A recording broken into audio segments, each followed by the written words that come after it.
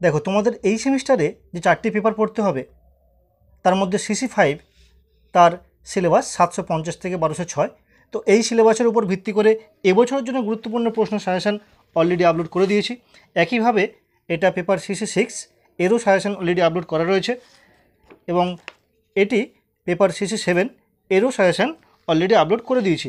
তো আজকে দেখে নেব তোমাদের পেপার 8 যার সিলেবাস এই 1650 থেকে 1780 হিস্ট্রি অফ ইউরোপ, এই পেপারের সিলেবাস ভিত্তিক এবছরের জন্য গুরুত্বপূর্ণ প্রশ্নের সাজেশান। তো আগের 3টে পেপারের মতো এই CC8 পেপারেরও কিন্তু আমি এই যে তোমাদের সিলেবাস 1650 থেকে 1780 ইউরোপের ইতিহাস, তো এই সিলেবাসের উপর ভিত্তি করে কোন কোন প্রশ্নগুলো তোমাদের পরীক্ষা পড়ার সম্ভাবনা রয়েছে বা এই সিলেবাসের উপর ভিত্তি করে কোন প্রশ্নগুলো অত্যন্ত গুরুত্বপূর্ণ সেগুলো আমি একটা লিস্ট করে দিচ্ছি তোমাদের সুবিধার জন্য। তো তোমরা সেই লিস্টটা আগে দেখে নাও। আমি মনে করছি যে একজন অনার্স স্টুডেন্টের জন্য এই লিস্টটা দেখা অবশ্যই প্রয়োজনীয় বা অবশ্যই উচিত। তারপর আমি তোমাদের দেখিয়ে দেবো যে এই প্রশ্নগুলোর মধ্যে থেকে কোন প্রশ্নগুলো তোমাদের এবছরের জন্য টপ 5 বা টপ 6-এ রয়েছে। দেখো প্রথমে বড় প্রশ্ন আসছি।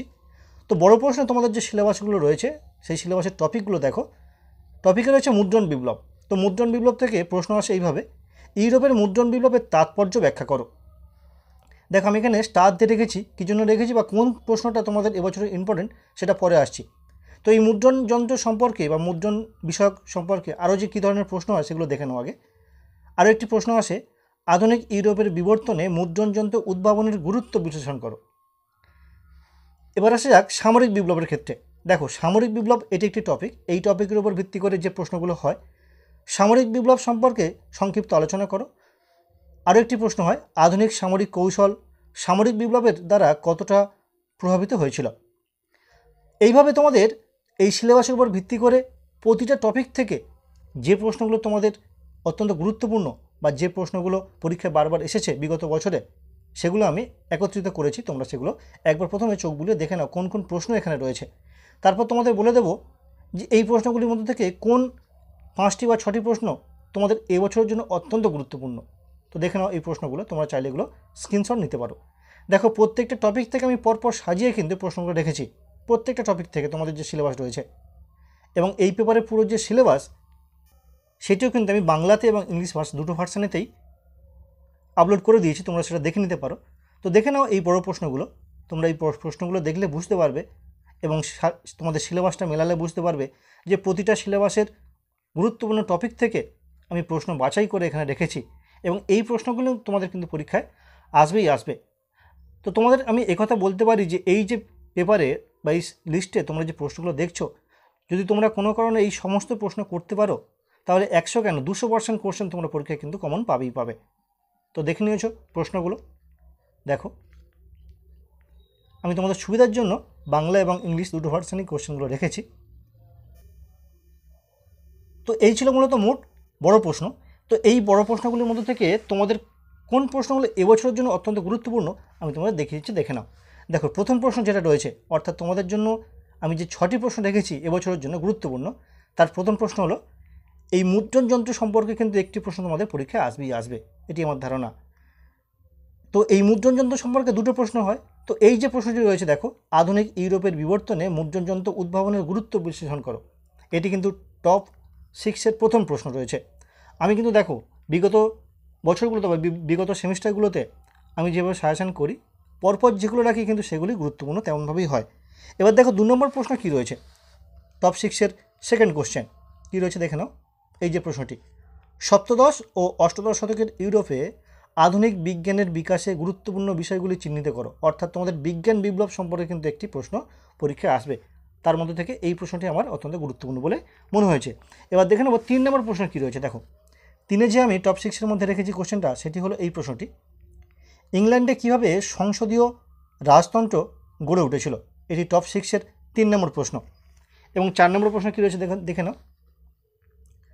4 নম্বর প্রশ্ন রয়েছে এই যে প্রশ্নটি, দেখো সপ্তদশ শতকের ইংল্যান্ডের গৃহযুদ্ধকে একটি বুর্জোয়া বিপ্লব হিসেবে চিহ্নিত করা যায়, এটি 4 নম্বর প্রশ্ন হিসেবে আমি রেখেছি। এবার দেখে নেব 5 নম্বর প্রশ্ন কী রয়েছে। দেখো 5 নম্বর প্রশ্ন হিসেবে যেটি রেখেছি আমি সেটি এই প্রশ্নটি, দেখো সপ্তদশ শতকে ইংল্যান্ডের বিপ্লবে লেভেলার ও ডিগারদের ভূমিকা আলোচনা করো। এবং 6 নম্বর প্রশ্ন যেটি রেখেছি সেটা দেখে নাও একবার তোমরা, এই যে প্রশ্নটি 6 নম্বর প্রশ্ন হিসেবে দেখেছি, দেখো ইউরোপীয় অর্থনীতিতে মার্কেন্টাইলবাদের প্রভাব উল্লেখ করো। এটি আমি টপ 6-এ 6 নম্বর প্রশ্ন লিখেছি। তো এই টপ 6 কোশ্চেন তোমাদের দিলাম এবং এই টপ 6 ছাড়াও আমি তোমাদের কয়েকটি অতিরিক্ত প্রশ্ন রাখছি, সেগুলো তোমরা অবশ্যই করে দেখো। যেমন দেখো, এইটা ইউরোপের অর্থনীতিতে সপ্তদশ শতকের সংকট সম্পর্কে একটি প্রবন্ধ লেখো। এই প্রসঙ্গে বলি, দেখো তোমাদের এই যে বড় প্রশ্নগুলো বলছি, টপ 6 কোশ্চেন তো অত্যন্ত গুরুত্বপূর্ণ, কিন্তু এই যে এক্সট্রা প্রশ্নটা বললাম এগুলো কিন্তু 15 বা 20 অর্থাৎ বড় প্রশ্ন হিসেবে না হলেও তোমরা যদি এটা বড় প্রশ্ন আকারে করে যাও, এটা কিন্তু 5-এর জন্য অত্যন্ত গুরুত্বপূর্ণ। অর্থাৎ এই প্রশ্নগুলো 20 না এলেও বা 15তে না এলেও, যাতে অনার্সে তাদের 20 নম্বরের পরীক্ষা, তো 20 নম্বরে না এলেও কিন্তু তোমাদের 5 নম্বরে আসার সম্ভাবনা 100%। এইভাবে একইভাবে দেখো আরও গুরুত্বপূর্ণ প্রশ্ন, যেমন বিজ্ঞান বিপ্লব কতটা বৈপ্লবিক ছিল, এটি অত্যন্ত গুরুত্বপূর্ণ। আরেকটি প্রশ্ন, অষ্টাদশ শতকে ইউরোপে ফ্রান্সের স্বৈরতান্ত্রিক রাজতন্ত্রের উত্থান ব্যাখ্যা করো। আরও একটি প্রশ্ন দেখো, অষ্টাদশ শতকে ইউরোপের জ্ঞানদীপ্ত স্বৈরাচারের বৈশিষ্ট্য আলোচনা করো। তো এই 4টি প্রশ্ন তোমাদের অতিরিক্ত প্রশ্ন হিসেবে দিলাম এবং 6টা প্রশ্ন টপ 6-এ রাখলাম। তো এই গেল বড় প্রশ্ন, তোমাদের 20 নম্বরের প্রশ্ন। এবার দেখে নেব 5 নম্বরের টিকেট এই প্রশ্ন কী রয়েছে। তো ঠিক একইভাবে এই যে সিলেবাসের উপর ভিত্তি করে কী ধরনের 5 নম্বর প্রশ্নগুলো আসে, তোমরা আগে সেগুলো একবার দেখে নাও, কী ধরনের প্রশ্নগুলো আসে। তো এই প্রশ্নগুলো আগে দেখে নাও, তারপর আমি বলছি যে এই 5 নম্বরের জন্য কোন 6টা প্রশ্ন অত্যন্ত গুরুত্বপূর্ণ তোমাদের এই সেমিস্টারের জন্য বা এবছরের জন্য। আগে তোমরা প্রশ্নগুলো একবার দেখে নাও। তবে তোমাদের বারবার বলছি যে বড় প্রশ্নগুলো আমি দেখালাম অতিরিক্ত প্রশ্ন হিসাবে, সেগুলো করলে কিন্তু ওখান থেকে কিন্তু অনেক কটা প্রশ্ন 5-এর জন্য গুরুত্বপূর্ণ প্রশ্ন হিসেবে প্রমাণিত হবে। তো তোমরা এই প্রশ্নগুলোর স্ক্রিনশট নিতে পারো। তো তোমাদের এই সেমিস্টারে 4টে অনার্সের পেপার, তো 4টে পেপারে কিন্তু আমি পুরো সিলেবাস ভিত্তিক সাজেশান, যেগুলো কিনা তোমাদের এবছরের জন্য গুরুত্বপূর্ণ এবং টপ 6 কোশ্চেন আমি আপলোড করে দিয়েছি।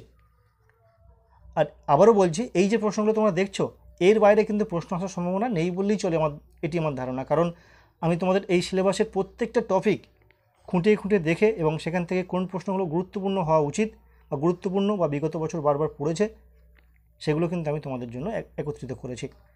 তো এই মোট প্রশ্ন। এবার দেখিয়ে দেবো তোমাদের এই প্রশ্নগুলোর মধ্যে থেকে কোন 6টি প্রশ্ন টপ 6 কোশ্চেন হিসাবে রয়েছে তোমাদের এবছরের জন্য। যার প্রথম প্রশ্ন দেখো, প্রথম প্রশ্ন হিসাবে আমি যেটি রেখেছি সেটি দেখো, এটি সামরিক বিপ্লব সম্পর্কে সংক্ষিপ্ত টিকা লেখো। এটি আমি টপ 6-এর প্রথম প্রশ্ন হিসেবে রেখেছি। 2 নম্বর প্রশ্ন হিসেবে কী রয়েছে দেখো, এই যে প্রশ্নটি 1688 সালের গৌরবময় বিপ্লবের প্রভাব আলোচনা করো। এটি কিন্তু অত্যন্ত গুরুত্বপূর্ণ প্রশ্ন, এটি টপ 6-এ রয়েছে, টপ 6-এর দ্বিতীয় প্রশ্ন হিসেবে রয়েছে। 3 নম্বর প্রশ্ন কী রয়েছে দেখো, এই যে প্রশ্নটি ইংল্যান্ডের শিল্প বিপ্লবে কৃষির অগ্রগতি কতটা তাৎপর্যপূর্ণ। এটি টপ 6-এর 3 নম্বর প্রশ্ন। 4 নম্বর প্রশ্ন হিসেবে যেটি রয়েছে সেটি দেখো, এনক্লোজার বা বেষ্টনী পদ্ধতির উপর একটি টিকা লেখো। এটি টপ 6-এর 4 নম্বরে রয়েছে। 5-এর যে প্রশ্ন রয়েছে সেটিও দেখো, অষ্টাদশ শতকে ইউরোপে নিরঙ্কুশ রাজতন্ত্রের বিভিন্ন দিকগুলি আলোচনা করো। এটি টপ 6-এর 5-এ রয়েছে। এবং টপ 6 কোশ্চেন যেটি, সেটি একবার দেখে নাও। সেটি হলো এই যে প্রশ্নটি, ষোড়শ শতকের ইউরোপে বিজ্ঞানের অগ্রগতির ক্ষেত্রে কোপার্নিকাসের অবদান লেখো। এই টপ 6 কোশ্চেন ছাড়াও আমি অতিরিক্ত কয়েকটি প্রশ্ন রেখেছি, যার মধ্যে এটি একটি প্রশ্ন দেখো, বৈজ্ঞানিক অগ্রগতির যুগে স্যার আইজ্যাক নিউটনের অবদান। এটি অত্যন্ত গুরুত্বপূর্ণ প্রশ্ন। আরেকটি প্রশ্ন, এই যে প্রশ্নটি, জন লক কীভাবে একটি উদারনৈতিক রাষ্ট্রের রূপরেখা তৈরি করেছিলেন। তো এই প্রশ্নগুলো করলে আশা করছি তোমরা তোমাদের পরীক্ষা অনেকটা এগিয়ে থাকবে বা যথেষ্ট ভালো রেজাল্ট করতে পারবে, ঠিক বিগত সেমিস্টারের মতো। যাই হোক, তো আজকের ভিডিওটি কেমন লাগলো অবশ্যই কিন্তু কমেন্ট করে জানিও।